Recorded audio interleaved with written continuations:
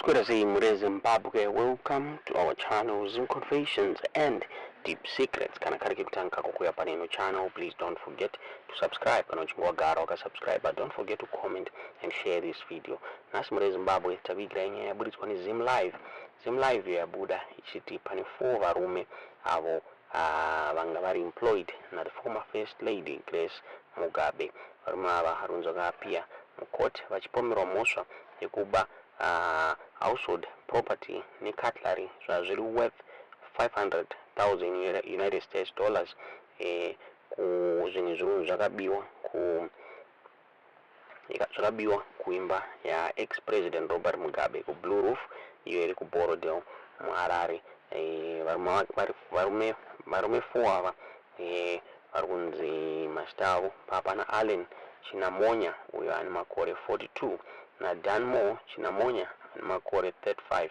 Penpoita Samson Karonga na Brighton Bunganirwa ane makore 46.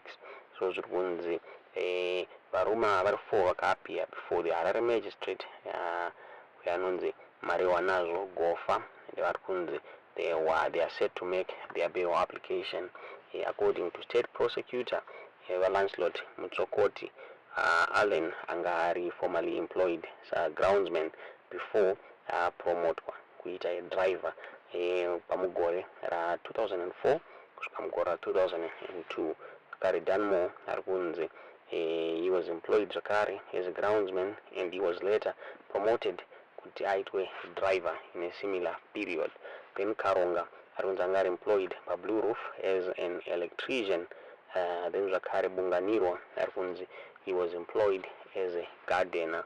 So the prosecutor akabuda achitaura achiti sometimes in 2018 Grace Mugabe anzi akauya ne11 macontainers anga ane property yamovwa from State House ichiendeswa ku Blue Roof mushure mekunge President Robert Mugabe vakadzingwa pachigaro mugore ra 2017. Kunzi Grace Mugabe akaloka macontainers aya achiita aizoshandisa aizobvisa property yake munguva inotevera. So zviri kunzi from 2018 to 2024 varume 4 vari kunzi vakabreaka mapadlocks ayo anga akasecure madoors emacontainers aya. Hanzi kubva ipapo vaiba various households anosanganisira ma-TV sets, hembe, cutlery pamwechete nemabath towels muri Zimbabwe.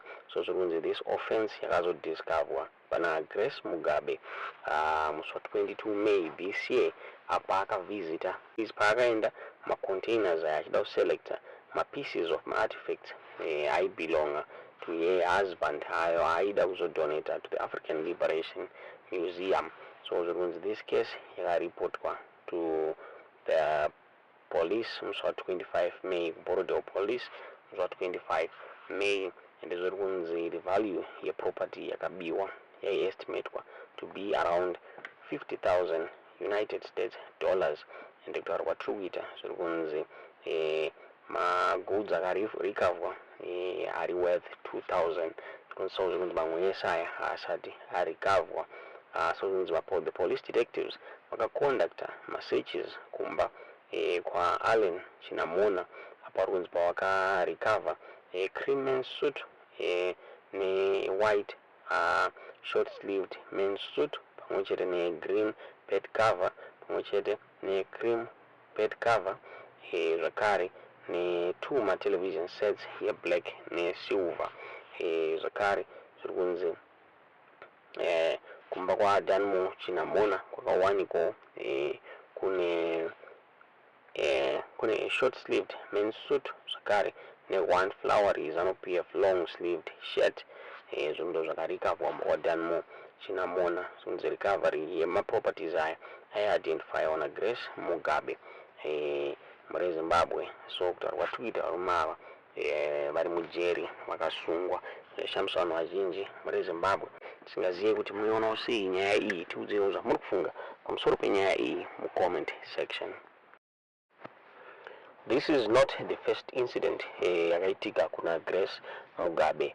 Ndofunga a year ago a clerk at Highfield Farm in Norton, inova part yeGushungu Holdings, inoonwa the family of the late President Robert Mugabe, akaappear before the court on allegations of stealing farm equipment. Iyo yaisanganisira a wheel-mounted water pump, a metal cold room, a cultivator frame, a pivot, irrigation pipes. Izvo zvese zvazviri worth more than $100,000.